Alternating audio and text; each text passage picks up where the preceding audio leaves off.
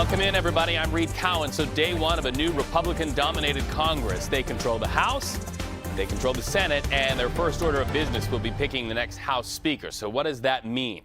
Well, Mike Johnson is at this hour fighting to hold on to leadership power, and the stakes couldn't be higher for him. He needs to win a majority of the full House to win that election. Now, victory could boil down to just one vote. So the big question, who will say yes? Who will say no? Representative Thomas Massie, we know this, of Kentucky. He's a no-go for Johnson at this hour, with some lawmakers still on the fence. Johnson, we know this. He has very little wiggle room. Still, he has said, even on national TV, he feels confident going into this vote. He had this to say just before entering the House chamber. Let's listen. What is your sense of where the whip count is right now? I think we're there. We'll find out very soon. Have you made any deals or negotiations? I have made no deals with anyone, and I'm very proud to say that. What about like a loose with any of the holdouts? Press, go to your left. Has anyone besides Massie told you they're voting against you? You'll keep going for it. Yes. Would you be willing to go as long as McCarthy? We have to get this job done and unify the conference. Have to get the job done and unify the Congress, he says. Well, CBS News congressional correspondent Nicole Killian live on Capitol Hill. He's saying he wants to unify the Congress, but as he goes into this vote, do you think he really has the sense that they are unified about his future? Well, I think you have to keep in mind that while there is some dissatisfaction about his leadership, for the most part, by and large, we expect the majority of members to support Speaker Johnson. Furthermore, he doesn't really have a formal challenger at this point. Obviously, that can change as the dynamics on the floor wear on. However, in talking to his team just before he took the floor, they feel relatively confident that he will get the votes. Now, whether or not that happens on the first round remains to be seen, but they do feel, whether it's 2 rounds, 3 rounds, they feel that they can ride it out and that it won't be as protracted as what we saw when former Speaker Kevin McCarthy was elected back in 2023, when it took some 15 rounds for him to get elected. Obviously, subsequently, he was ousted about 9 months later. Yeah, when it has to go that many rounds, even more than 2 or 3 rounds, what's the look for Republicans? And do you get a sense that they want a different look than they had when we were talking in the McCarthy days? Well, look, I mean, some of the same dissatisfaction remains, because particularly a lot of this opposition has been coming from the far-right flank of the House Republican Conference, and really their biggest gripes, I think we should separate former Speaker McCarthy with Speaker Mike Johnson. One of the issues that McCarthy had was just, trying to please everybody. Some people just didn't like his leadership style, and they just didn't like him personally. So those were some of the gripes there. They didn't like some of the deals that he cut. With Speaker Mike Johnson, it's a little different. It's more, yes, part of the governing style. Certainly there was a lot of disgruntlement, particularly just a month ago when we saw the vote to extend government funding. How we went through several iterations just to finally get to yes and keep the lights on in Washington and across the federal government. So, from that standpoint, some of these hard right members really are fiscal hawks. They want the speaker to toe the line. They don't want him to constantly have to rely on Democratic votes to get things over the finish line. And they want to make sure that spending is actually cut. Those are really some key concerns that they have going forward. So Speaker Johnson has made clear that he is not cutting any deals, but certainly is open to the idea of reform. And so on that, he feels confident going into this vote that he can muster the support even from some of these potential detractors. Yeah, and I thought that what he had to say after he said, look, I've cut no deals, really was also telling. He said, and I'm proud of that. Let's talk about what is really obviously the subtext here, and that is unifying the Congress around the agenda of President-elect Donald Trump. They have a lot to get done in the weeks after the president takes the oath of office to really deliver on those campaign promises. How important is it that Donald Trump has an ally in Mike Johnson? Well, he already does, and I think it's been clear in the sense that he endorsed the speaker, calling him a good, hardworking religious man. He put out another Truth Social post, today wishing him luck. He met with him at Mar-a-Lago on New Year's Day and has spoken with him frequently. The speaker acknowledges as much. So they do have a relatively solid relationship, even though ultimately that may not be enough to kind of get him over the finish line. But look, I think from Speaker Johnson's perspective, he just wants to get moving, not only on the Republican agenda, but on the president-elect's agenda. In fact, this weekend, he wants to sit down with members and talk about this process of budget reconciliation that they might use to kind of expedite some of the president-elect's priorities.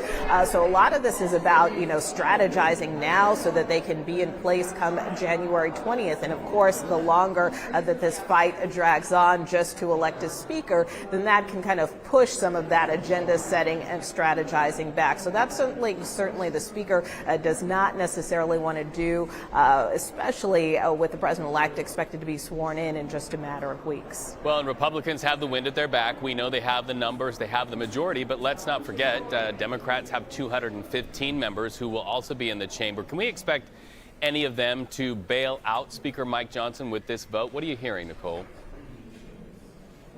I think it's highly unlikely. Certainly, Leader Hakeem Jeffries hasn't given any indication of that, and he certainly felt pretty burnt from that government funding fight when he cut a deal with the speaker, only to see that potential deal implode, and then they kind of came back to a semi-workaround there. So I think from that standpoint, the leader is not looking to do the speaker any favors. And quite frankly, when we have seen previous speaker fights, whether it was for Kevin McCarthy or when Speaker Mike Johnson was initially elected back in October of 2023, the leader, and his caucus held firm, and they continued to say that they would support Leader Jeffries, that they actually would like to see him be the speaker. So I think Democrats will remain very unified throughout these votes, no matter how long it takes.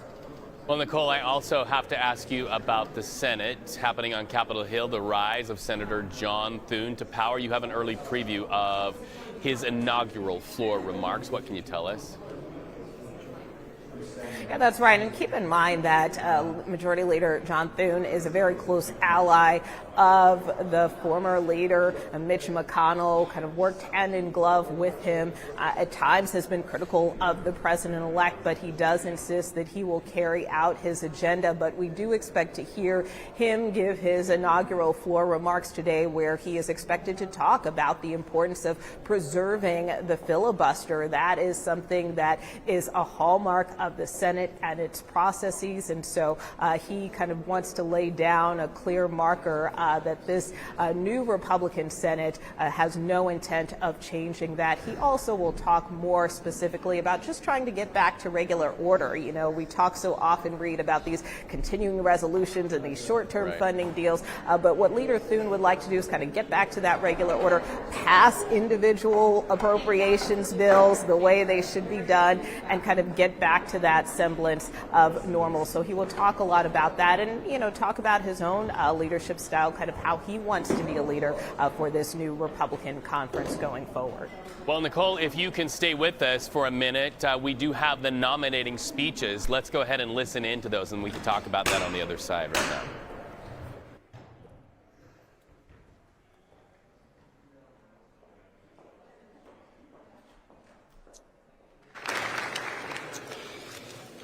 Welcome, everybody.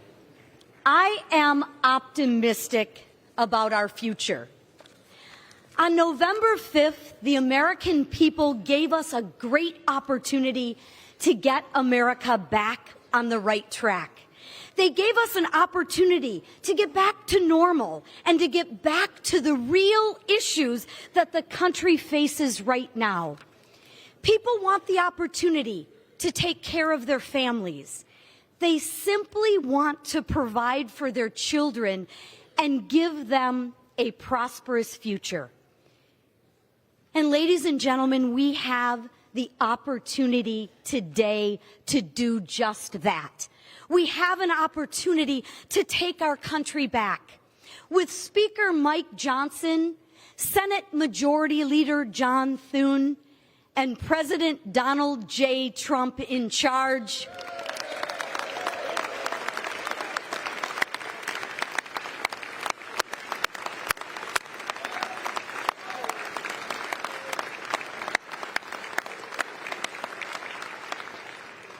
We have the opportunity to put America first again.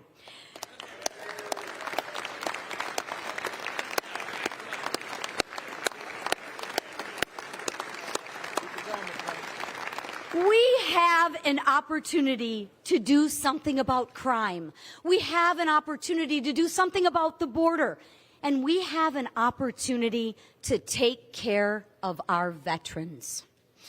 We and every single member in this chamber and those of you watching at home and on TV should be looking forward, knowing that America will be respected again. Our country is the last bastion of hope. If we fail, then who? This is why we are focused on the issues that the majority of Americans care about: God, family, country, faith, freedom, and traditional American values.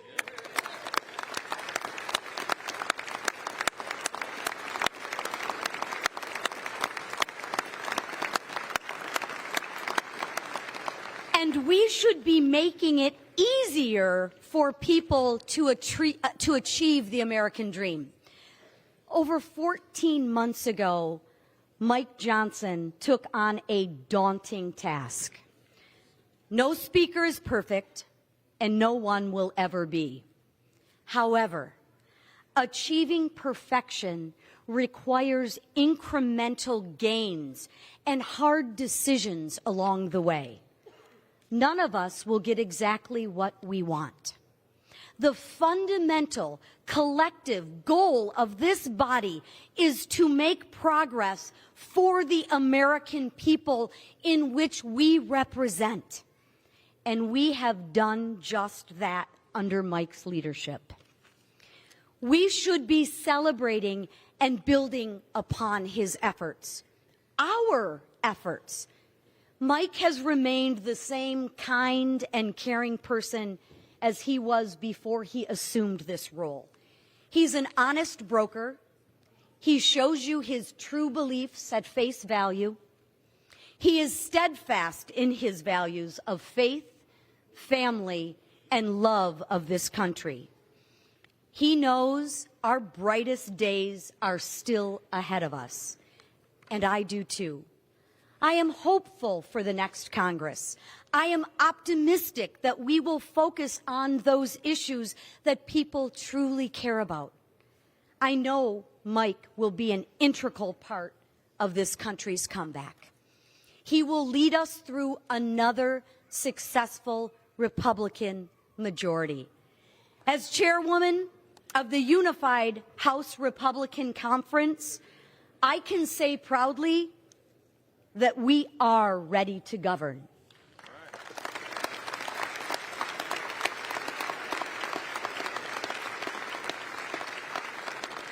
It is my honor to present our conference's nominee for the Speaker of the People's House, the Honorable Mike Johnson from the state of Louisiana.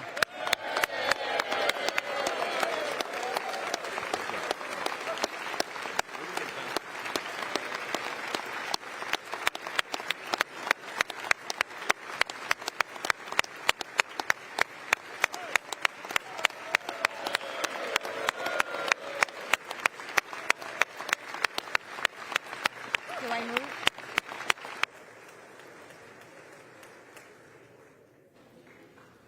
The clerk now recognizes the gentleman from California, Mr. Aguilar. Thank you, Mr. Clerk.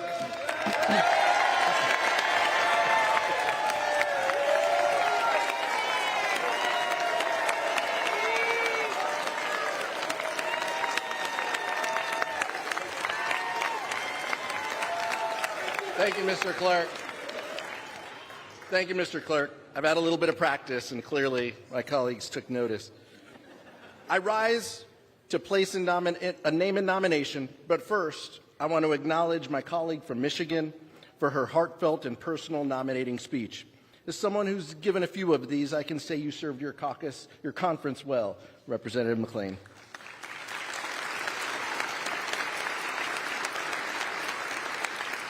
But, Mr. Clerk, today I rise on behalf of the governing majority of the House of Representatives.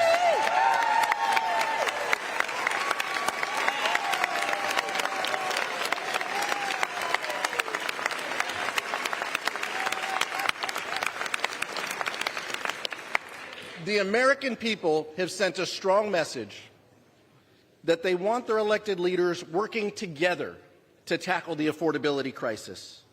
There is only one leader in this chamber with a track record of compromise, conviction, and compassion.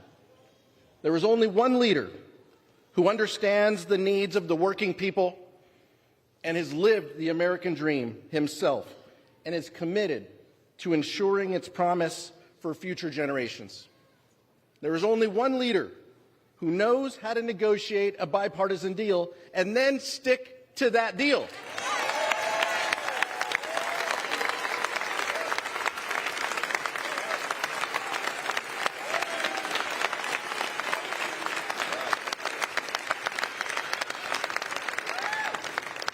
House Democrats are united behind the most powerful legislative leader in this chamber, Hakeem Jeffries of Brooklyn.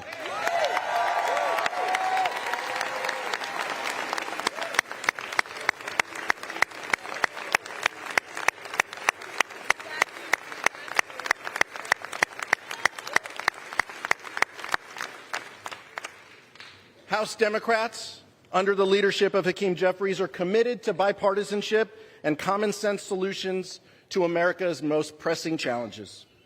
In the face of chaos and dysfunction over the last 2 years, our caucus has kept the government funded, kept our allies protected, and the economy secured from the catastrophic default. In the 119th Congress, we will work with the incoming administration to make life better, safer, and more affordable for working families.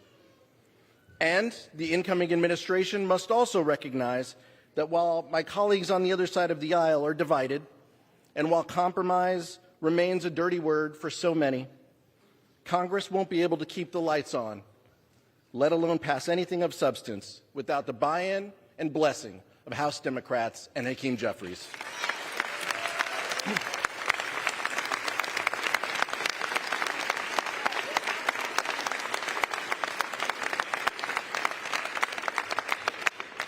Make no mistake, Democrats want to bring down the cost of living, build more housing, and lower the cost of everyday items like food, medicine, and childcare. Even as the extreme rhetoric rises in this chamber and in the public square, we will not stop advocating for the policies that do the most good for the most people. Because of Hakeem's leadership, we will never abandon our values or sacrifice our bedrock principles of freedom and democracy. When America's enemies abroad threatened our democratic ally, Ukraine, when terrorists attacked our strongest ally, Israel, it was Hakeem Jeffries and House Democrats who delivered the votes and stood tall for America's national security.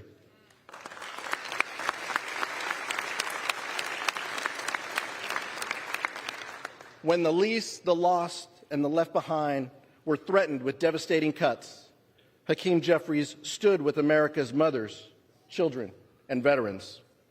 When the incoming administration wanted to raise the debt limit by trillions of dollars in order to finance tax cuts for the wealthy, the well-off, and the well-connected, leaving middle-class families to pay for the bill and leaving them high and dry, Hakeem Jeffries didn't just say no, he said, that's why there is only one true candidate today for Speaker. So, Mr. Clerk, I am honored to rise today at the direction of the House Democratic Caucus to place into nomination for election to the position of Speaker of the House of Representatives, the pride of Brooklyn, the gentleman from New York, Hakeem Jeffries.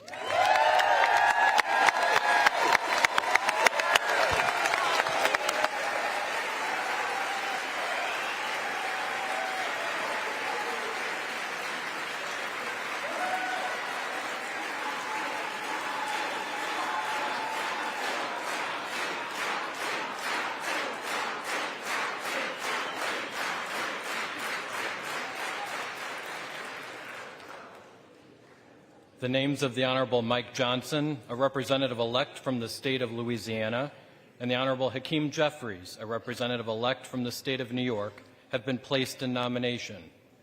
Are there further nominations? There being no further nominations, the clerk appoints the following tellers.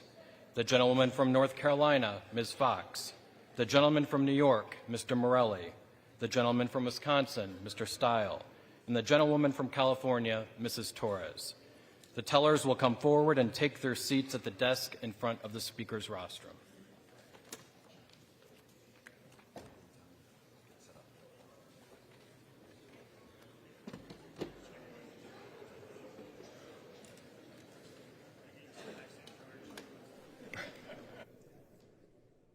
You are watching on CBS News 24/7 what is happening right there in Congress as lawmakers introduce nominees for the House Speaker position ahead of their vote. And right here with me, nobody better than CBS News' Nicole Killian. Nicole is right there outside where that vote is about to take place. Give us an idea of the procedure from here, Nicole. We understand alphabetical order, and then what happens? Yeah, well, the roll call will take place now, and you will hear members say their votes out loud. Normally, with many votes, those votes are recorded electronically, but in this case, with such a serious vote as this, you will hear from each lawmaker either say yay or nay. So from that standpoint, or they also may say the Speaker Johnson's name, but from that standpoint, again, we certainly expect this to take some time to work through since they literally have to go member by member by member. But that being said, again, Speaker Mike Johnson, entering the chamber earlier this hour, expressed a lot of confidence that he feels ultimately he can get this done, that he can claim the gavel. Whether or not this takes one round or more than one round is really kind of what we are watching for here as we listen to some of the names be called out in alphabetical order. What you heard just a short time ago, though, were the nominating speeches from Lisa McClain, who is now the GOP conference chair, taking over from Elise Stefanik, who was nominated to be the U.S. ambassador to the United Nations, really laying out the case for Speaker Mike Johnson and why as a whole, the conference believes that he should be their speaker, that this is about charting a new path, that this is turning over a new page as Republicans retain the majority in the House of Representatives, that this is about, standing on moral ground, on faith, but also in terms of just leading with an America First agenda, which is something that President-elect Trump has called for. On the flip side, of course, we heard from Pete Aguilar, who is the chair of the Democratic caucus. He, too, kind of made the case for leader Hakeem Jeffries. And what was notable about his comments is he basically said, you can't get anything done in this chamber without buy-in from leader Jeffries and from Democrats. So that continues to be the message that we hear from congressional Democrats writ large, not just in the House chamber, but that's also the message from leader Chuck Schumer as well, that look, we get you guys are in the majority, but you have to still be willing to work across the aisle with us to get things done here at the Capitol. So again, whether or not all of that hews true as we progress into this 119th Congress is also something that remains to be seen. But you heard kind of both leaders kind of making the case for their respective party heads, if you will, and why they believe that their respective leaders are the best choice in terms of the path forward. Obviously, we expect leader Hakeem Jeffries to hold on to his mantle in terms of being minority leader, but again, a big question mark as to whether or not Speaker Mike Johnson will continue to hold the gavel. Right, and Nicole, for our viewers at home who might just be tuning in, House is holding their speakership vote right now to talk about who is going to be the next leader. We understand that they'll start standing up in order from A to Z, casting their vote. It could take about an hour to know how this first round of voting goes. But, I want to talk about those nominating speeches while we await for that first and second and third vote that hopefully we can bring our viewers here on CBS News 24/7. You and I tend to listen to these things with two ears. The one ear we know speaks to the audience there in the chambers of the House, to lawmakers. When you listen to the Republican nominating speech, it sounds very much like making a case for Mike Johnson. But also with our other ear that we listen to, both Republicans and Democrats also seem to be signaling to the American public that they are aware that the American public, the voter, is watching as well.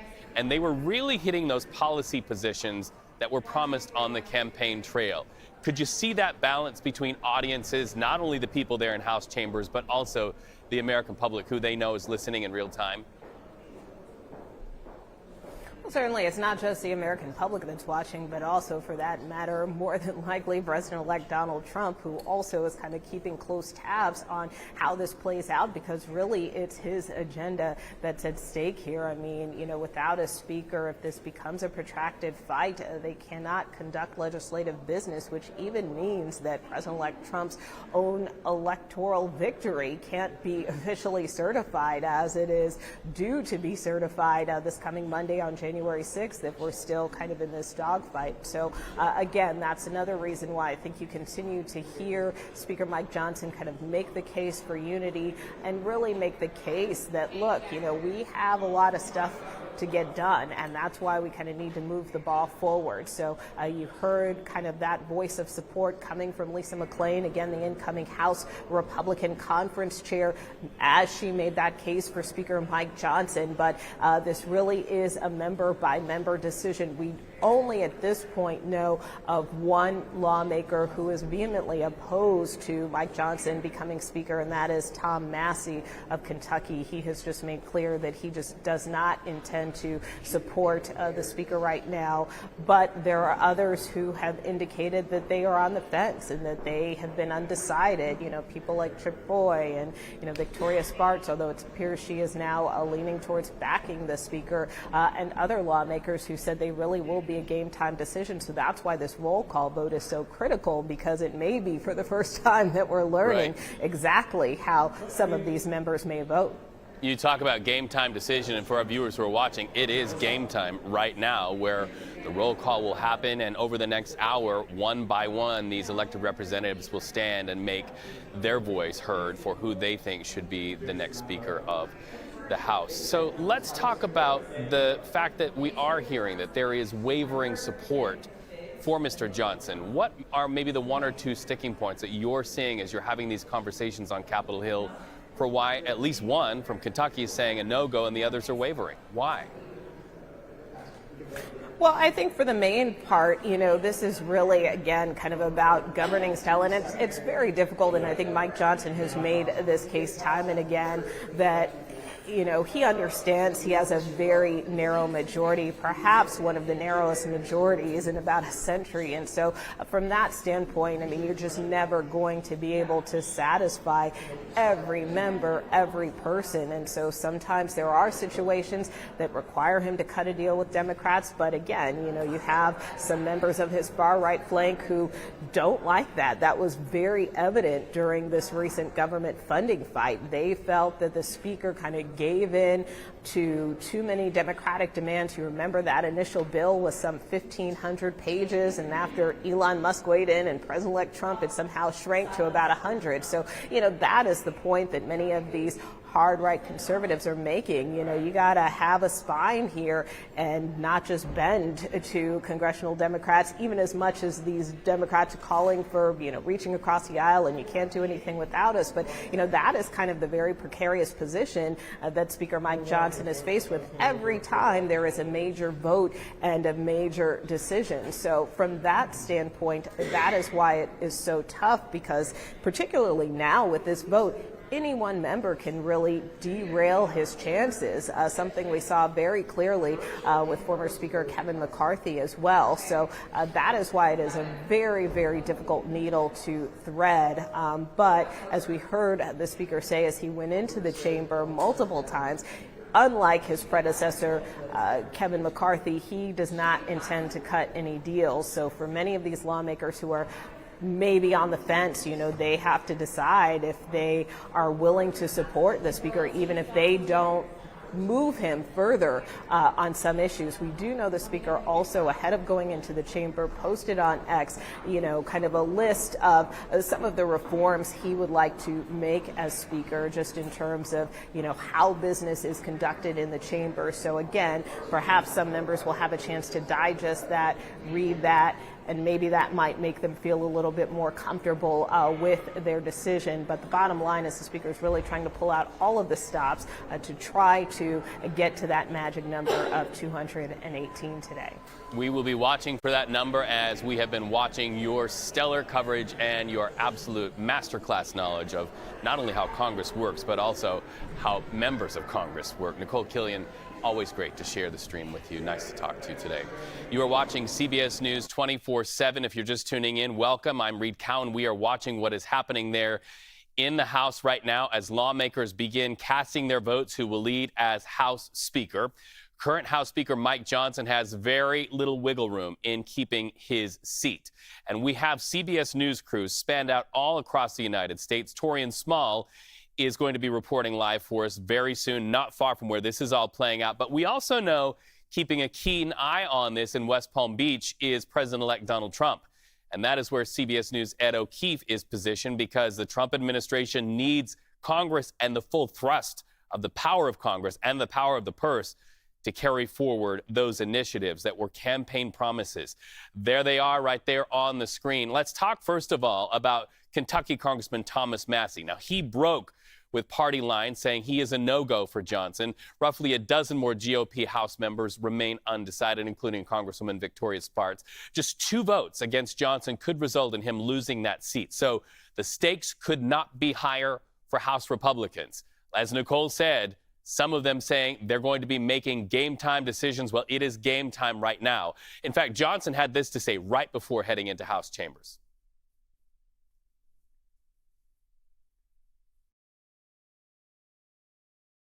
What is your sense of where the whip count is right now? I think we're there. I think we're there. We'll find out very soon.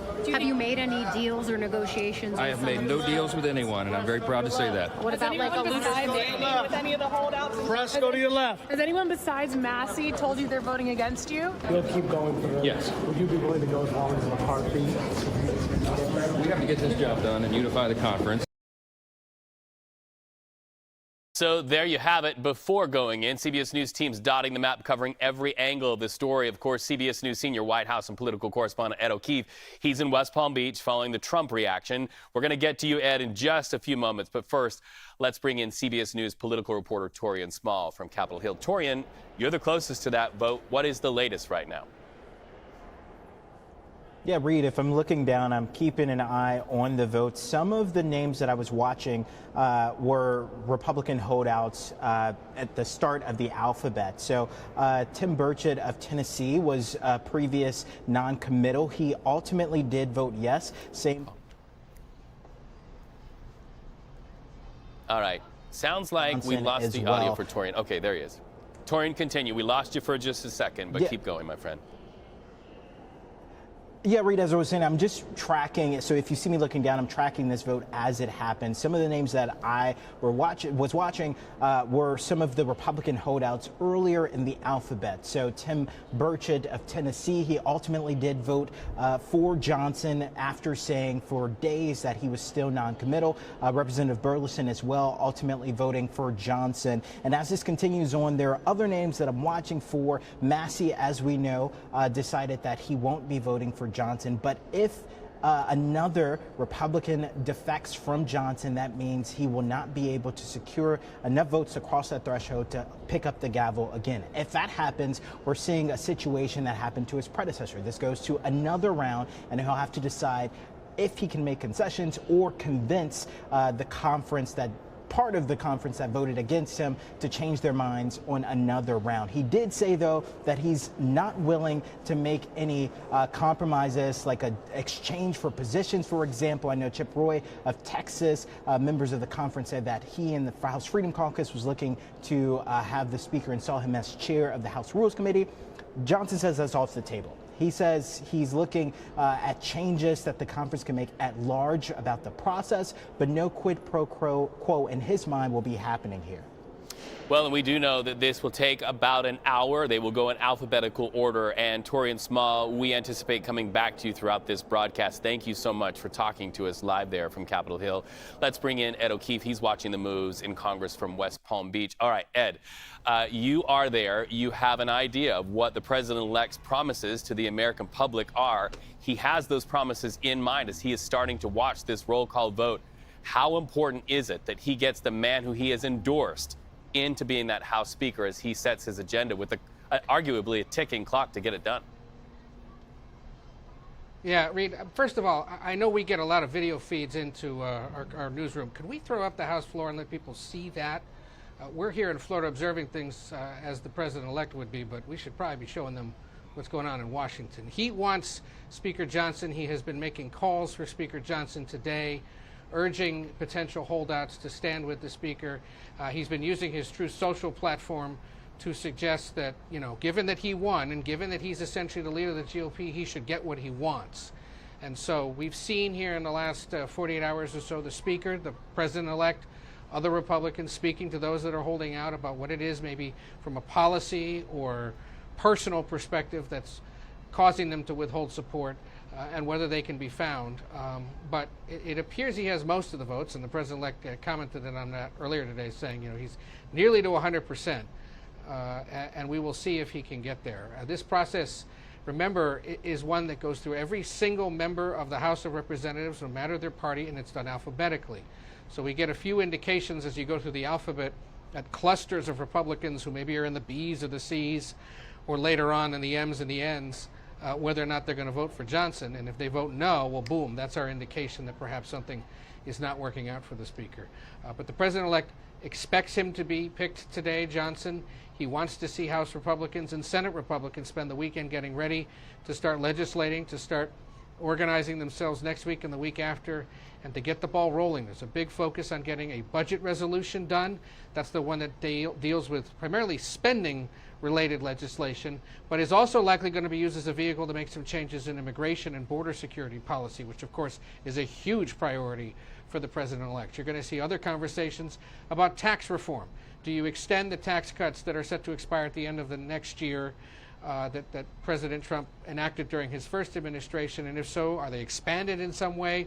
To whose benefit? Are there changes made that reduce property tax write-offs or increase property tax write-offs for folks in heavily taxed communities out in the West Coast and the East, the Northeast? Those will be the subject of debate as well. And then, of course, there'll be the conversations about what are we going to do about tariffs? Do we have to do it through legislation? Do we let the agencies deal with that?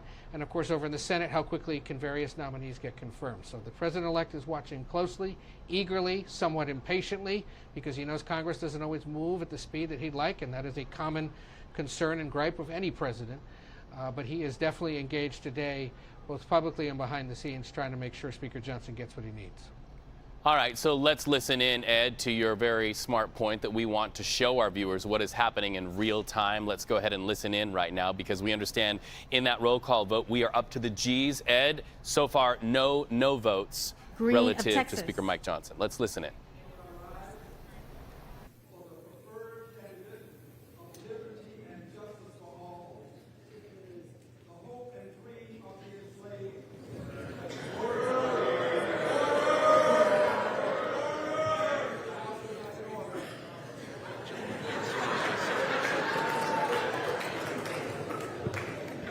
The gentleman may respond by surname.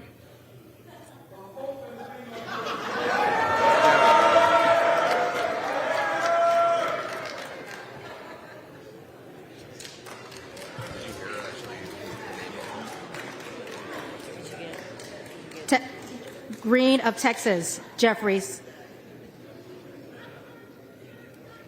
Green of Georgia, Johnson. Griffith. Johnson. Grijalva. Jeffries. Grothman. Johnson. Guest. Johnson. Guthrie. Johnson. Hageman. Wouldn't give to have a microphone closer Johnson. to where people are actually standing and casting their Hamadeh of votes, but we are Arizona. in the G's right now. Johnson. We will go back and take it full once we get up to the Carter, M's, of course, California. M for Massey, and that is when we really want to, as you cite, really listen in. Ed, let's bring you back in and have this conversation. You know, this is going to go in rounds if they don't get the votes to get a definitive direction here for House Speaker. Do you get a sense there from West Palm Beach that the Trump administration incoming would like to see this seal the deal? You know, they say that he is the deal maker. Do you get the sense that he would like to see this deal sealed in the first round? Oh, absolutely. That he wouldn't be expending so much political capital today. He wouldn't be making calls to potential holdouts if he didn't want that. He has made clear he expects Speaker Johnson to lead the House of Representatives. He expressed his support on New Year's Eve when he met with reporters here in town. We were there when he did so. He has expressed it now in social media statements as well.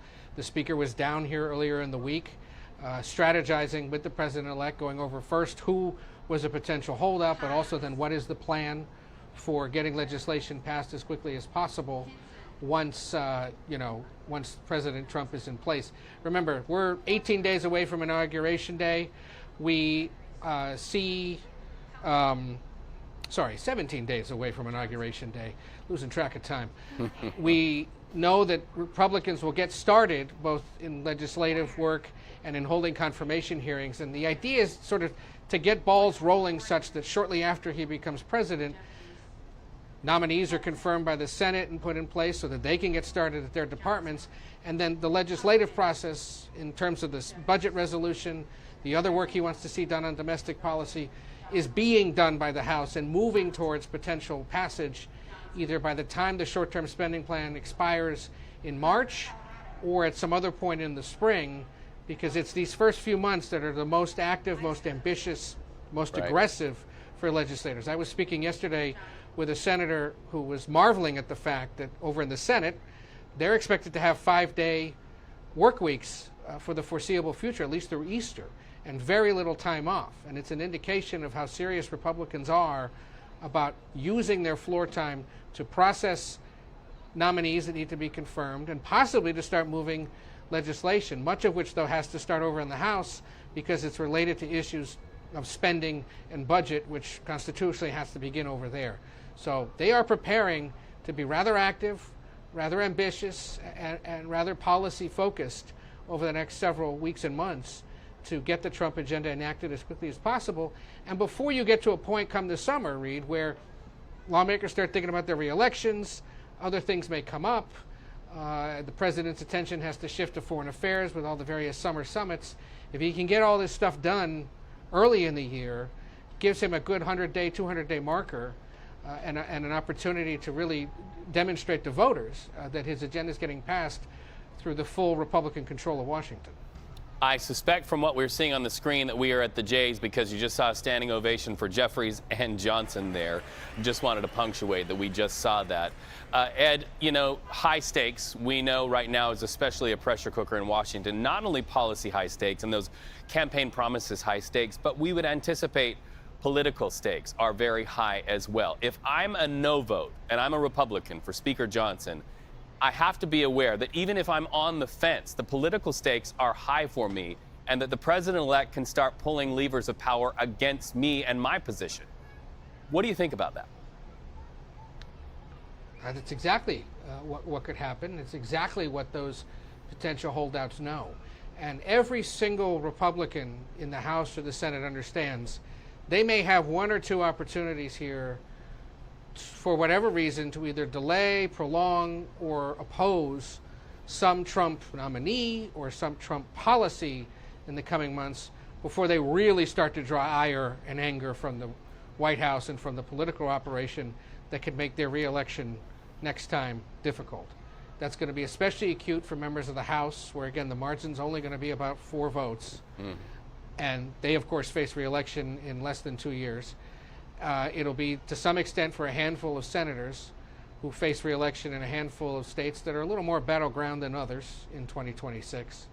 And so you're already seeing that among senators who expressed concerns about Matt Gaetz and got him out of the way. There's a handful who haven't said what they do about Pete Hegseth, Tulsi Gabbard, so they may be trying to get the White House to withdraw those names on their own so that there isn't necessarily a need to vote against the president and his pick. Over in the House, again, you're going to see all sorts of members for various ideological sections of the party say no or maybe or not yet or slow down on a handful of policy things, most especially related to issues of taxing and spending. And that's the root of so many people's concerns about Johnson, is that by allowing that short-term spending deal that went through right before Christmas to go through yet again, it was another demonstration of Republicans having to get Democratic support, having to increase federal spending, and not cutting back in ways that fiscal conservatives especially always want them to. And so you're going to see a lot of sort of Republican on Republican disagreements and drama rooted in policy concerns. And, you know, an understanding that, yes, lawmakers get elected to Congress to represent their constituents back home and not necessarily to take cues from the sitting president if he's a member of their party. So we'll see who's willing to show a little more independence at times and who goes along to at least get along, or because they're in full agreement. All right. Ed O'Keefe, thank you so much for joining us. We anticipate coming back to you throughout this broadcast. We appreciate it so much. Torian Small is on Capitol Hill. We want to bring Torian in as well. Torian, we understand you have an update from where you're standing.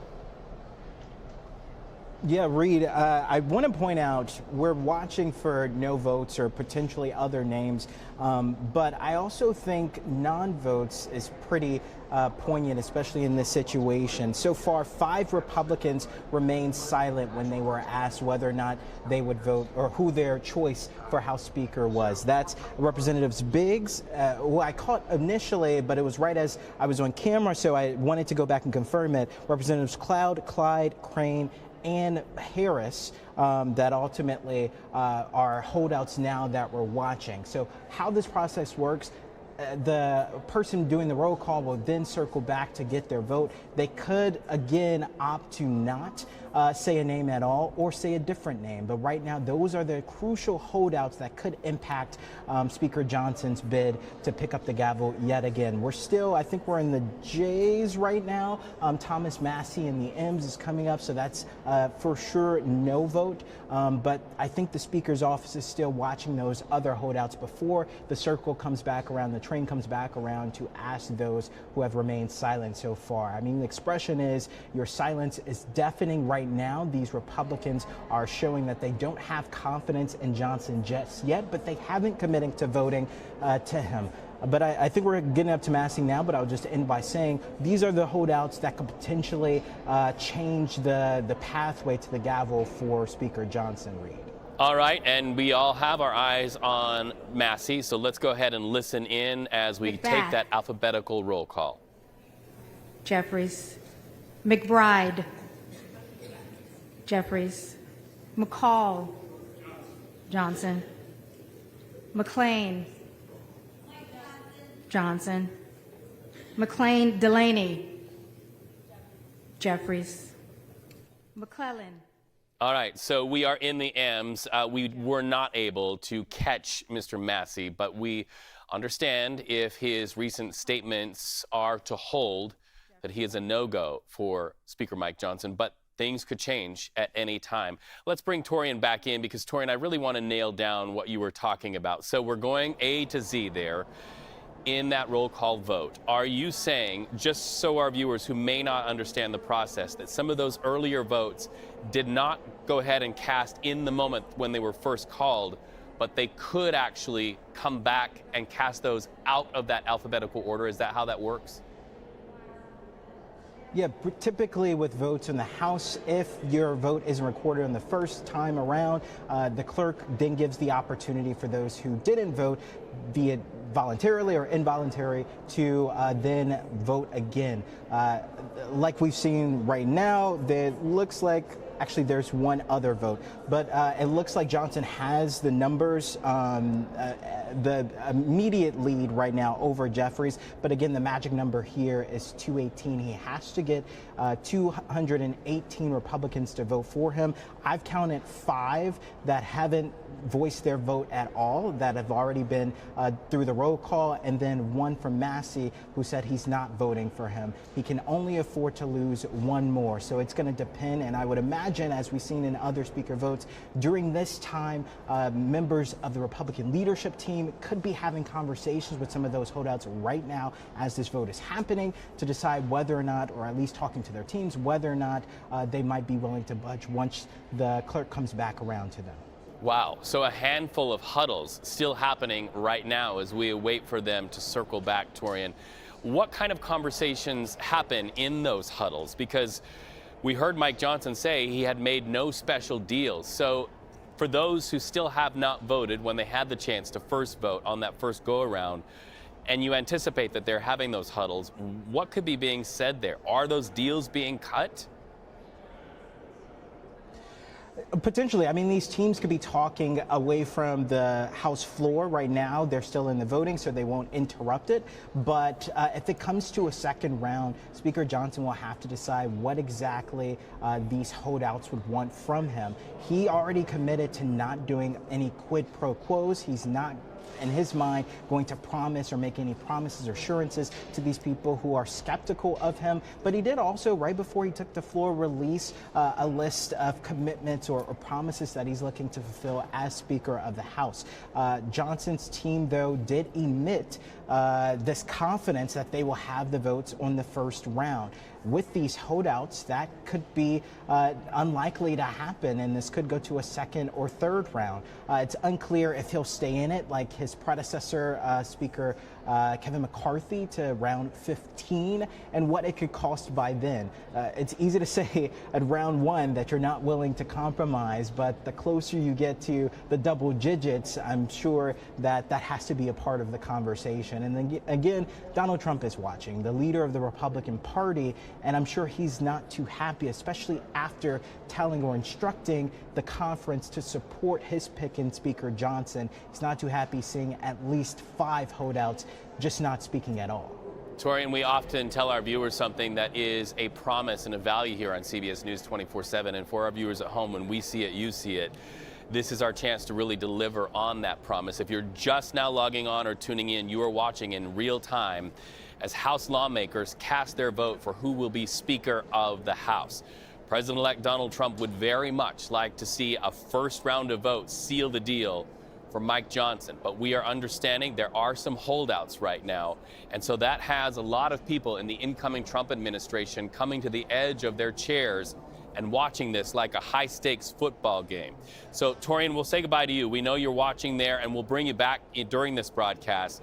But we also know not far from you is CBS News correspondent Nicole Killian. Nicole, you heard what Torian said about some of those holdouts. How are you seeing this from your vantage point and your conversations with lawmakers? Well, I know you were tracking Thomas Massey, who had told us prior to this vote that he was going to be a no vote for Speaker Mike Johnson, and ultimately he ended up calling out the name of Tom Emmer, who is the House GOP whip. So that's who he voted for Speaker, and members are entitled to put other names to the mix if they want to, even though there is no formal challenger to the Speaker at this time.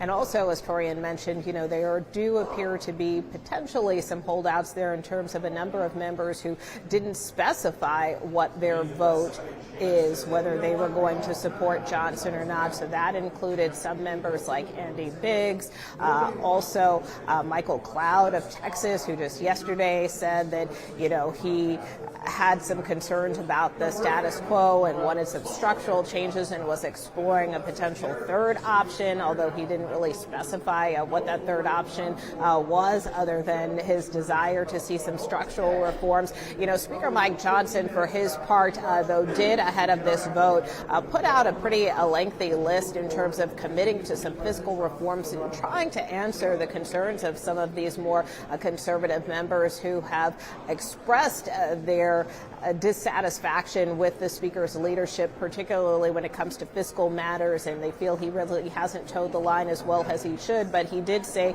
that he is committed to, cutting spending, reducing the size and scope of the federal government, holding bureaucracy accountable, and trying to move the U.S. to a more sustainable fiscal trajectory. So he talks about, for instance, with that DOGE commission that the president-elect has set up that will be headed by Elon Musk and Vivek Ramaswamy, that the Speaker is saying that he commits to creating a working group comprised of experts, not lobbyists or special interests, to work with this new DOGE commission to try to implement recommended spending reforms. And he also lists other things, for instance, conducting more audits of federal agencies to make sure that there is no wasteful spending. But he ticks through a number of things, again, trying to address some of these concerns from more of these fiscal hawks and conservatives within his conference who have just simply felt that he has given too much to Democrats at times, most notably with that government spending bill back in December, and that even with other spending votes, so much of it they feel has been just maintaining the status quo, keeping the spending at current levels, where they would like to see further cuts.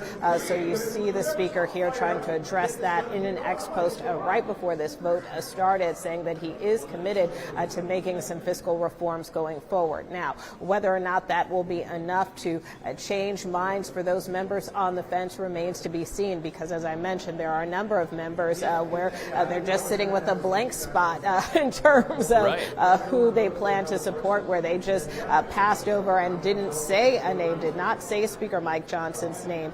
So, as I mentioned, that was Andy Biggs. It's Representative Cloud of Texas, I believe also Andrew Clyde of Georgia.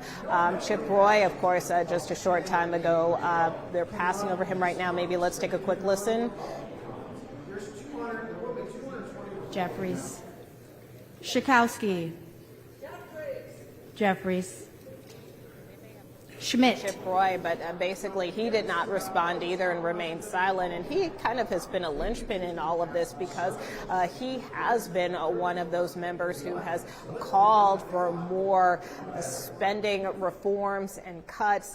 He has been very vocal about his dissatisfaction with the Speaker in terms of how he has carried out some of these past spending deals. So from that standpoint, he was also opposed to President-elect Trump wanting to increase or suspend the debt limit when that was part of the discussion very briefly during that government funding fight just last month. So he has been a very outspoken critic of the Speaker from that fiscal standpoint. And as I mentioned just a short time ago, not uttering Johnson's name when the roll call came to him. So that recent 11th hour House spending bill, do you get a sense, Nicole, that that was really the early taking of the temperature, testing the mettle of Mike Johnson as to where he would go and his strategy? Do you sense that there was some erosion there? Well, I think, again, whether or not it's like the camel that, broke the straw that broke the camel's back, I think it could be one way to look at it. I mean, all year long, it's been one member or another complaining about Speaker Mike Johnson's leadership. You'll remember for a long time, I think for a good month, we were following Georgia Congresswoman Marjorie Taylor Greene around because she kept threatening to invoke this motion to vacate. And same thing, that kind of stemmed from a previous funding fight where she, too, was dissatisfied with how Speaker Mike Johnson was kind of running the shop and felt that, once again, he was kind of conceding too much and wanted to see him, implement some stiffer reforms. Ultimately, though, she has been very supportive of the Speaker in this go-round. But I say all that to say, it's not necessarily like the same, some of the same members have had these gripes over the past year, but it's a variety of different members who have different concerns for one reason or another. And again, some of them have decided to stay on board with Speaker Mike Johnson, like Marjorie Taylor Greene, even though months ago she was threatening to boot him out. And she, at the time, was working with Tom Massey, who at this point in time has kind of held firm in his opposition to the Speaker. So, everybody has their respective reasons for why they don't want to back him. But I think what the Speaker's message is look, we have to think about the bigger picture here. We have to think about the president-elect's agenda. That is something he remains very committed to and has worked hand in glove with the president-elect on, making sure day one they're ready to go come January 20th. And he has met repeatedly with the president-elect, not only to strategize, but also wants to strategize with members as soon as this weekend to, again, make sure their ducks are all in a row later this month. But again, the longer this potential fight drags on, will make that much more difficult. So I think the key thing to watch as we continue to watch this roll call is, when the clerk circle backs to the members who have not specified who they intend to vote for, will they go with Speaker Johnson? Will they vote present? Will they say someone else's name? So those are some of the dynamics we're watching going forward. You are watching in real time as House members go from shaping a party to shaping the U.S. government. We're going to check back in with you a little bit later, Nicole. Thank you so much. So let's go back to CBS News political reporter Torian Small.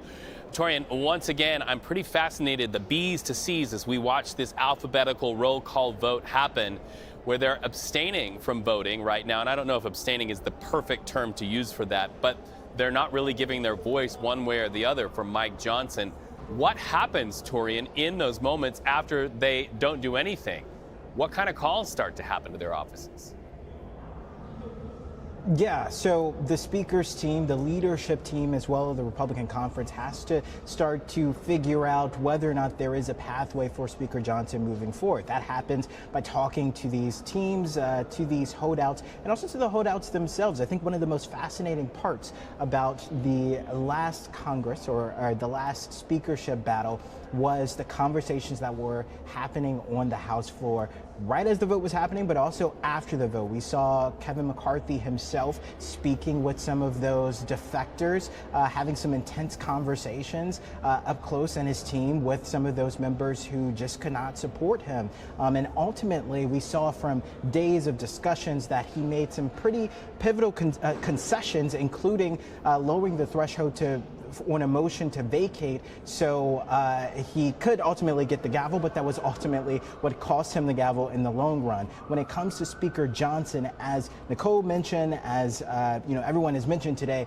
he has said repeatedly that he is unwilling to do a quid pro quo. Right before he headed to the House floor for this vote, he listed a laundry list of action items that he hopes to take once he picks up, if he picks up the gavel. And a lot of that had to do with fiscal responsibility. It's a huge issue for conservatives. A lot of them still upset by his handling of the stopgap bills that passed through Congress this past session, both in September but also in December. Donald Trump looked to Republicans to really push his agenda early. Before he won the election in September, he hoped that Republicans can attach a rider that would ensure U.S. citizens or voters prove their citizenship when they head to the polls. That didn't happen. In December, he was looking for Republicans to hold the line, not to form a deal with Democrats so a government shutdown could happen, or else force Democrats to go along with his agenda. That didn't happen. A lot of Republicans were upset. They were really soured by that experience for Johnson working with Democrats, for working with Minority Leader Hakeem Jeffries for a deal to keep the government open. So that's at top of mind, which is why we saw him put out that post on X before he took to the House floor. Just from what I'm seeing here, looks like there are 3 votes against Johnson from Republican members, which means he does not have the votes. Regardless of the holdouts who didn't vote, their numbers still wouldn't add up to ensure that Johnson can get through in round 1. That means if he's still game, this will at least go to a second round read. All right, so I think you're breaking some news there. So you're saying 3 no votes, and that means we are going to round 2. Let's really pin that down. Yeah, if he does decide to seek the speakership again, it'll depend on what happens in these talks, whether or not there are members who are willing to budge If he's not willing to budge, it doesn't look like they'll necessarily be willing to budge either. I want to say, though, that there were some pretty interesting votes in favor of Johnson from people we presumed would be holdouts. That includes House Freedom Caucus member Lauren Boebert of Colorado. She, on the first time, said that she would be voting for Johnson when it was unclear leading up to this that whether or not she was going to be voting for him. I also want to bring up Tim Burchett, of Tennessee. I talked to him before the holiday break about where he stood with the speakership battle because of his dissatisfaction of his handling of the CR. He said he wouldn't commit to him. He doesn't know if he'll be committing to him. And he held true to that up until the very last moment. We saw when the clerk finally made it to his name, he did ultimately vote for Johnson. Again, this is a different outcome from the speaker's office. They were emitting confidence going into this vote. So now they have to regroup and decide whether or not it's worth it to consider or pursue a second round. Okay, Torian Small, stay with us. Keep your microphone on, my friend. I have a feeling we'll be coming back to you here on CBS News 24/7, as we are to Nicole Killian, who has continued to watch this, also not far from where these votes are being cast. Nicole, looking forward to round two, very much mindful that President-elect Donald Trump is watching. He would have liked to have seen this get done in round one. Looks like that is not going to happen. Speaker Mike Johnson, before he went in, said he was proud of the fact that he had made no deals. So now, if we're looking to round two, does that mean some deals could get cut? Well, I think usually the speaker is a man of his word, so I don't know that it's about making deals, but certainly potentially about having conversations. I do want to run down some of those no votes. Obviously, as we mentioned in the last go-round, Thomas Massie of Kentucky held firm, did not vote for Speaker Mike Johnson, and instead cast his vote for Tom Emmer, the House Republican whip. We also now know that Ralph Norman of South Carolina, he said that he is voting for Jim Jordan, the Ohio Republican, who was at one point a candidate for Speaker after Kevin McCarthy back in 2023, but ultimately he could not get the votes. But Jim Jordan was a preference of Ralph Norman. And then Keith Self of Texas saying that he supports Byron Donalds, a Florida Republican, who also during that whole protracted battle with Kevin McCarthy at one point was a candidate for a couple of hours. So from that standpoint, because they did not go with Speaker Mike Johnson, that is 3 defectors, which, as Torian pointed out earlier, would not be enough to get Speaker Mike Johnson over the finish line. And then you couple that with some of those members who have yet to express their support for the speaker, whether that is Chip Roy of Texas, whether that is, other members like Andrew Clyde, Andy Biggs of Arizona. So again, these are all members who have yet to weigh in. But when you couple with that with the 3 defectors, that is not a good sign for Speaker Mike Johnson, which does seem to suggest that we could potentially go into a second ballot here. Well, and the looming question last night and going into today was, if not Mike Johnson, then who? And you raised those 3 names, Emmer, Jordan, Donalds, that were raised by members of Congress who stood and put those names forward. Does that mean in a next round we could see those names rise to prominence, Nicole?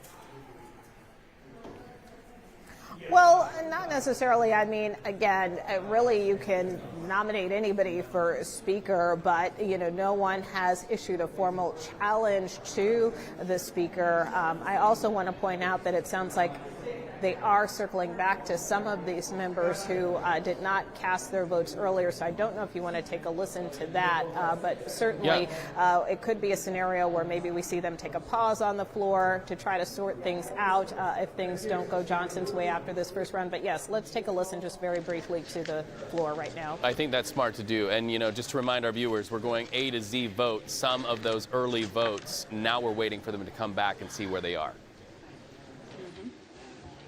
Roy.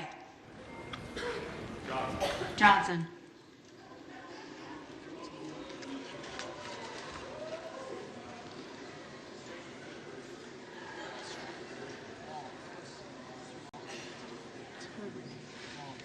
Waltz. Johnson.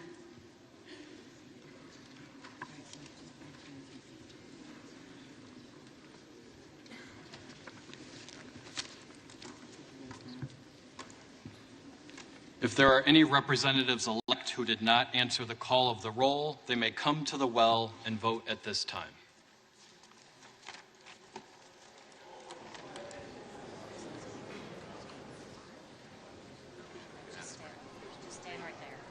All right, so this is that moment for those who did not vote in the first round, where we will hear from them.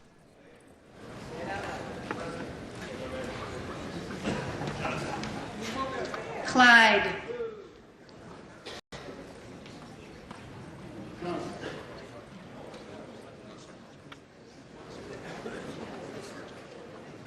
Gosar. Johnson.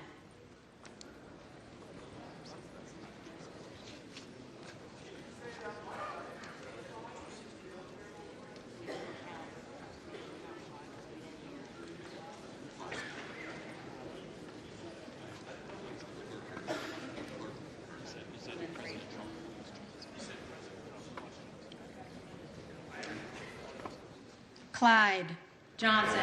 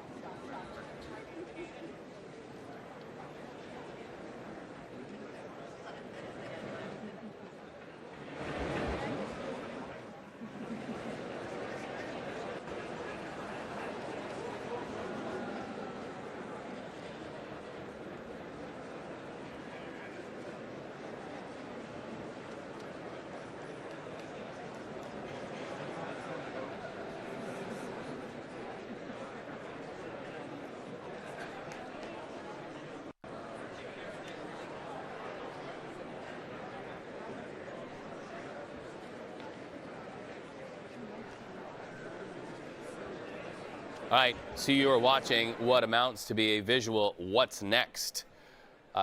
Mike Johnson right there looks that he has not secured the vote, and now you see those huddle conversations that will now go down in history after round one of those A to Z votes there on the House floor. At one point, you saw Mike Johnson shrug and look next to his left and then to his right.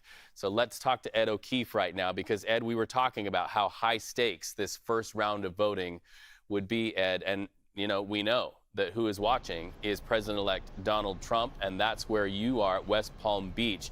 Yeah. You've talked to the members of the Trump administration. What do you think they are thinking at this hour? Well, first of all, Reed, let's keep cameras on the House floor again. I'll talk while we watch that. But we had anticipated, we know that the president.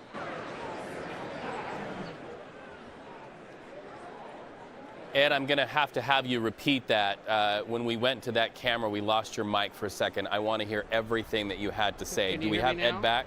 We got Ed now. Go ahead, Ed. Can you hear me now? We got you. Okay. Hear me now, but let's keep it on the House floor if we can, because that's where the drama is. We know that the president-elect has been making calls to potential holdouts and is said to be watching this pretty closely. In the last few minutes, he's been posting things on his Truth Social account about completely unrelated matters, more about things that the Biden administration appears to be doing to irk him. We can get into that later, but we know that he was expected to watch this closely. And his team is likely in close contact with the Johnson team right now as we watch this play out here. Now, they haven't officially ended this round one of voting, so they're waiting here for some indication of what exactly they should do. Remember, the magic number you need is 218 votes to win the speakership. Neither Speaker Johnson nor House Minority Leader Hakeem Jeffries have that. But you could see over the course of this how, just by virtue of the math in the alphabet, Jeffries at times had more votes than Johnson. That's fine. It's reflective of how closely divided the Republicans and Democrats are. What do we have? A 4 or 5 seat difference. Right. Even narrower than that for a few weeks or months here to come, as various Republicans get picked off to serve in the Trump administration and some vacancies sit there for several weeks or months. So it just is a good reminder today of how perilously closely divided our Congress is, and how on big votes, whether it's picking a speaker or whether it's on big legislation at some point in the coming weeks or months, it could be nail biters all over, all the time, to the point where you got no nail left to bite. And it may eventually cause Republicans to have to go to Democrats to get votes, which is something most Republicans don't want to have to do when they have total control of Washington. And the other thing to remember here as you watch this, why does this matter? What's the holdup? What's the significance of this? Constitutionally, nothing else can happen in the House of Representatives until they pick a speaker. So they will not adjourn. They will not be able to hold or deal with other matters unless or until that happens. Could it happen later this afternoon? Sure. Could it go on longer? We'll have to wait and see. Have we seen things like this before in recent history? You bet we have. We saw it, of course, when Speaker McCarthy was being ousted and they were trying to come up with someone new. So this is reflective of the modern day chaos and difficulty in organizing the Republican conference. And as we watch here, and as you see the Speaker conferring with his aides and with some of his closest congressional lawmaker allies, other members of Republican leadership there. One thing to appreciate as we watch this read, and I know you guys especially can appreciate this as we bring in video feeds all day long, is on days like today, when there is no one essentially yet officially in charge of Congress or of the House, they allow in reporters with extra camera angles to let us see these sort of, furrowed brows and whispered moments between lawmakers that only otherwise reporters in the room or observers up in the gallery can normally see. These camera angles will probably go away once the House is formally organized, but it gives us these better reactions and understanding of what's going on the floor while we have them here. So you can see there the Speaker getting some back slaps, some handshakes, and clearly not terribly pleased with what's transpired here, somewhat exasperated looking, trying to figure out what they got to do next as this continues. And you can see there, sitting down there at the edge of the left screen, Steve Scalise, of course, the presumed majority leader, waiting to see what exactly they decide to do. Fellow Louisianan there, of course, as is Johnson. So we're waiting for indications. This is kind of like when the refs looking under the hood at the replay, and we're all waiting for the game to continue. We're at that moment right now where we're waiting for the game to continue. And we're just going to have to wait and see what they decide to do, whether they keep this round open and twist some arms, or whether they have to go to a second round. And meanwhile, on the other side of the chamber, Democrats just sit there on their hands. Right. Because they're all voting in unison for Hakeem Jeffries, and they got a bit of "I told you so" going on right now, because they warned voters about this. They said, you give it back to Republicans, they won't be able to organize themselves, they won't be able to decide when to go to lunch. And that's what's transpiring here, at least in the early moments of the 119th session of your U.S. Congress. And such an energy change, Ed, from that nominating speech where you heard the applause for Mike Johnson, and now it's almost like hitting the brakes on that energy. And how will Republicans regain that oomph and that momentum from that nominating speech will remain to be seen, as you say, in the hours ahead.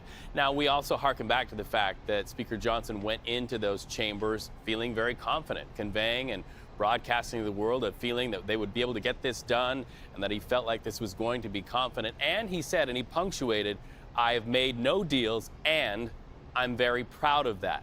You are reporting not very far away from the president-elect, who is known as the deal maker. I can only imagine that President-elect Donald Trump is making some calls saying, get the deal done. Can we expect to see some deals now at least being discussed at a minimum? Hard to know, Reed, because there were reports that, for example, he was speaking earlier today with a congressman named Chip Roy, who represents parts of central Texas around Austin, former chief of staff to Ted Cruz, the senator, who's been a real holdout with Republican leadership, no matter who it's been in recent years, because he's one of those fiscal conservatives who wants to see big spending cuts anytime more spending is enacted. And the reports suggested that the president-elect and Congressman Roy were discussing things. Roy was warning Trump that he had concerns about Johnson's management of the chamber. Perhaps no better example of that than what's going on right now, because if he had a good grasp on things, this wouldn't be happening. But we'll see here whether there is some concession given to him or to those others that are holding out, or whether they just try to keep going and eventually force the others by virtue of time and the growing attention and pressure to change their minds. I know our colleagues Nicole Killian and Torian Small are there in the Capitol, may have more information.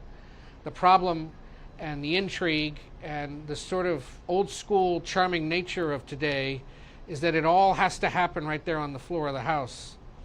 And it can't necessarily happen quite yet. If it happens at all this afternoon out in the hallways or in the conference rooms down in the basement where they have those caucus meetings. And so we've really just got to keep our eyes trained on the House floor here to see what exactly they decide to do next. So, you know, if you're just joining us, this is continuing coverage of round one of trying to pick a speaker, and so far they haven't been able to do that. And we will continue to monitor here what exactly Speaker Johnson, there in the glasses, moving towards the well of the House chamber, decides to do next. All right, and there it looks like he is going This would to signal, Reed, watch this, Reed, he's leaving.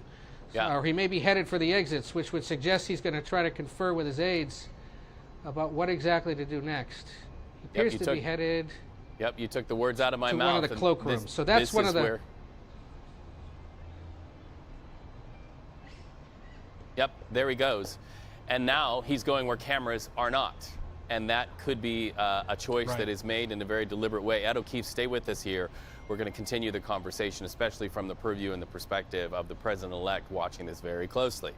Let's go back now to not far from where this is happening. And Ed mentioned Nicole Killian and Torian Small.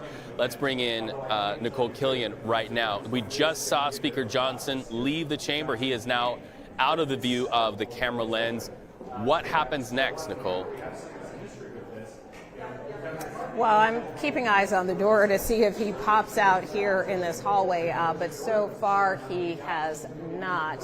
So it is possible that he could have gone back into the cloakroom, which is kind of a private area for members where, again, they can kind of have some of these private conversations. There's also a little confusion about whether or not this first round has officially ended or if the vote is going to be held open a little longer. As we saw in the last time that we spoke, Reed, we saw in that roll call vote that the clerk circled back to some of those members who did not specify their choice for speaker, people like Andy Biggs, people like Chip Roy, people like Andrew Clyde of Georgia. But when the clerk circled back to them for a second time, they all supported Mike Johnson. And that is significant because earlier we were talking specifically about Chip Roy, who really has been one of the more vocal critics, who has not only been talking to Speaker Mike Johnson, but also catching a lot of flack from President-elect Trump, again, kind of for his posturing on this issue and his criticism of the Speaker, particularly around some of these fiscal matters. But the fact that Roy came around and backed Johnson is significant, as well as some of these other members of the far-right flank of the House Republican Conference.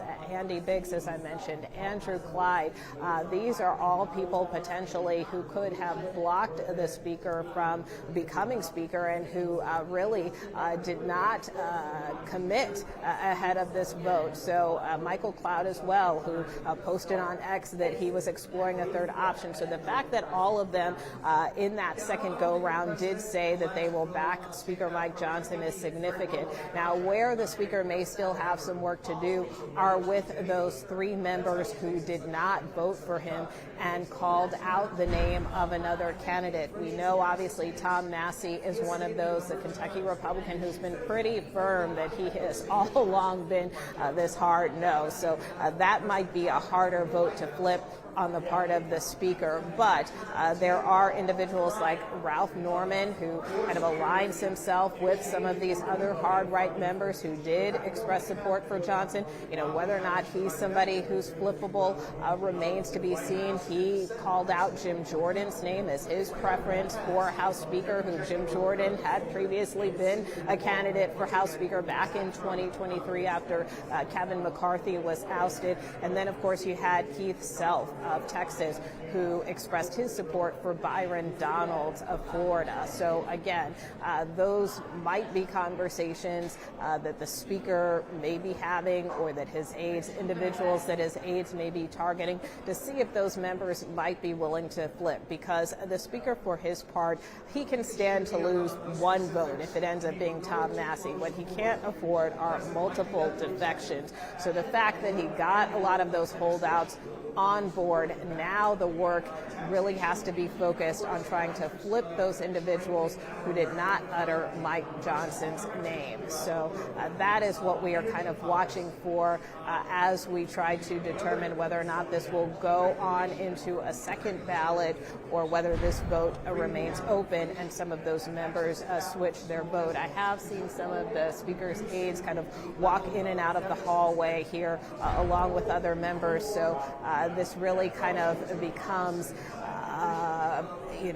mode where we are going to kind of continue to see these side conversations and this outreach to try to secure the gavel for Speaker Mike Johnson if he does intend to remain Speaker, which he has said up until this point that he intends to do. I will say, for the Speaker's part, in terms of talking to some members of his team, going into this vote, they were very optimistic and hopeful that the Speaker could secure the gavel on the first round, but also understanding that the Speaker was facing some pushback.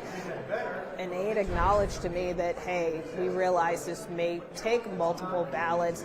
Their hope is maybe it doesn't go beyond 3, because they still want to do this relatively quickly. And as we know, with each of these votes, it takes a good hour to get through them, not to mention, the interim period like what we're in now, where there's kind of these deliberations and discussions ongoing, which can kind of drag out the process even more. So, the Speaker's team would still like to see a speedy resolution. Right. And it really is in the Speaker's best interest to try to wrap this up as quickly as possible, because he has made clear that there is a lot of work that needs to be done, starting with this weekend, where he intends to hold some strategy sessions with members as well as with leadership to try to get prepared for President-elect Trump to take office come January 20th. All right, and this is when you know somebody is good at what they do. You see Nicole Killian there looking over her shoulder. She is not only talking to a national audience about what is happening there, but also checking over her shoulder to see if Speaker Johnson is coming out. So we also just want to let our viewers know, and Nicole, I very much want you to correct me if I'm wrong, because sometimes things develop there faster than they get to where I am. This first round of voting is not closed. It is still open, but at this hour, it appears Speaker Johnson does not have the numbers. Is that the correct characterization of timing right now? I think that is the best characterization that we can make thus far, although I will say that there are some members here at the Capitol who have suggested that the first vote has concluded and we could move into a second ballot, but that seems to be unofficial guidance that we're getting at this time. For our colleagues who are there inside the chamber, they have been telling us that the vote still appears to be open. So as I said earlier, if the vote remains open, certainly the Speaker can try to get some of those no votes to flip, or they can just, if it's going to take a little bit more time, perhaps they do call this tally, they do concede this round, and then they move into that second ballot.